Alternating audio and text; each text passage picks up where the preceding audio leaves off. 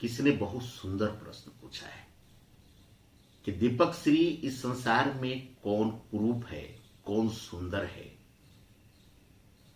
क्या पवित्र है, क्या अपवित्र है, क्या बुरा है और क्या अच्छा है।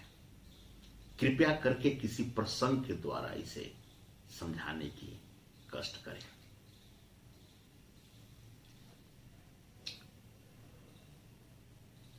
इसको भगवान शिव और माता पार्वती के संदर्भ में एक प्रसंग है। अगर आप उसे बड़े ध्यान से अगर समझने की कोशिश करें तो आपको इस संसार में क्या रूप है, क्या सुंदर है, क्या अच्छा है, क्या बुरा है, क्या पवित्र है, क्या अपवित्र है, यह समझ में आ जाएगा आपको। माता पार्वती जब भगवान शिव के लिए तप कर रही थी, तपस्या में थी, उस समय वे शिवलिंग लेकर अमरनाथ की तरफ जा रही थी।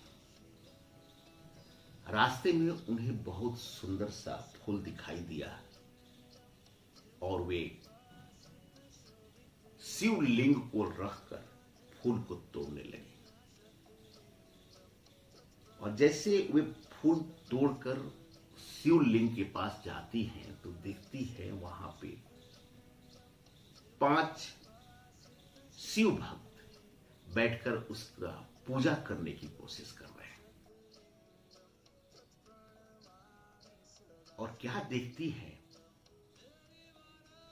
कि पूजा के दौरान कच्चा मांस उठाकर शिवलिंग पर चढ़ाने की कोशिश की जा रही थी। माता पार्वती बहुत नाराज होती है और बोलती है कि आप ये क्या कर रहे हैं, आप इस दूषित वस्तु को, कच्चा मांस को आप शिवलिंग पे चढ़ाने की कोशिश कर रहे हैं। जो शिव भक्त थे वे बोले कि कन्या, हमारे पूजा में कोई बाधा न डाला जाए। और फिर वो मांस उठाकर ढालने लगे। फिर माता बोलती है कि इस अपवित्र वस्तु को हमारे शिवलिंग पर चढ़ाने का कष्ट न करें। शिव भक्त कहते हैं कि हमारा और तुम्हारा शिवलिंग कुछ नहीं होता है, शिवलिंग तो शिवलिंग ही होता है। और जहां तक प्रश्न है इस अपवित्र वस्तु का आपके नजर में, तो मैं इसे शिवलिंग पर चढ़ाता हूं। अगर भगवान शिव इसको ग्रहण कर लेते हैं तब तो आपको कोई आपत्ति नहीं है। और वे शिव भक्त उस मांस को उठाकर शिवलिंग के पास रखते हैं और उस मांस को भगवान शिव ग्रहण कर लेते हैं। अर्थात वहां से वो विलीन हो जाता है। अर्थात यह माना जा रहा था कि वह भगवान ने उसे ग्रहण कर लिया। पूजा संपन्न होने के बाद माता पार्वती पुष्प लेकर अपनी पूजा करने जाती है और पुष्प को उस पर चढ़ाती है, पूजा करती हैं, पर उस पुष्प को भगवान स्वीकार नहीं करते हैं। तब माता पार्वती का जो है दिमाग घुमा।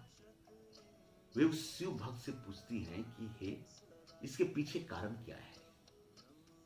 आप दूषित मांस को, दूषित वस्तु को चढ़ाया आपने और इसे भगवान शिव ने, महादेव ने इसे स्वीकार कर लिया और मेरे इतने सुगंधित पुष्प को चढ़ाने के बावजूद भी इसे उन्होंने स्वीकार नहीं किया। कारण क्या है? शिव भक्त बोलते हैं, पूजा करने की विधि कुछ भी हो सकती है, वह निर्भर नहीं करता है कि किस विधि से आप पूजा करते हैं। पूजा करने की विधि भाव से होती है। आप किस भाव से पूजा करते हैं यह ज्यादा यह निर्भर नहीं करता है कि आप कच्चा मांस चढ़ा रही हैं या पुष्प चढ़ा रहे हैं। आप किस भाव से चढ़ाते हैं वह मायने रखता है। एक शिव भक्त बोले कि इस संसार में हर कुछ शिव का है, अर्थात शिव ही है, अर्थात पवित्र ही है। इस संसार में सब कुछ पवित्र है, कुछ भी अपवित्र नहीं है। अपवित्र है तो बस आपकी भाव, आप किस भाव से हैं, यह पवित्र और अपवित्रता की परिभाषा बताती है। यहां सब शिव है, सब परम है, अर्थात न कोई कुरूप है, न कोई सुंदर है, न कोई अच्छा है, न कोई बुरा है। ये सब शिव है, यह सब शिव का ही है। जब सब शिव है तो सब पवित्र ही है। यहां न कोई दुश्मन है, न कोई दोस्त है, सब एक अपनी अपनी रोल को अदा करते हुए नजर आ रहे हैं। और सब परम ही है, सब शिव ही है। तो फिर हमें दुख और दुख का कारण समझना भी हमारी नादानी है। बड़ा सुंदर प्रसंग इसमें निकल कर आया। और जानते हैं कि जब हम अपने पवित्र भाव में आते हैं, आपने महसूस किया होगा कि जब भी आप एक पवित्र भाव में आप अपने आप को महसूस करते हैं तो जिससे आप नफरत भी करते हैं ना, उसके प्रति कोई आपकी घृणा पैदा नहीं होती है। हम अपनी पवित्रता में कुछ भी ऐसे संसार में नहीं है जो उसे पवित्र कर दे। ये सब संसार जो है परम का है, परमात्मा का है। जो है वही परम है, वही सत्य है, और उसी में परम आनंद है, परम आनंद है।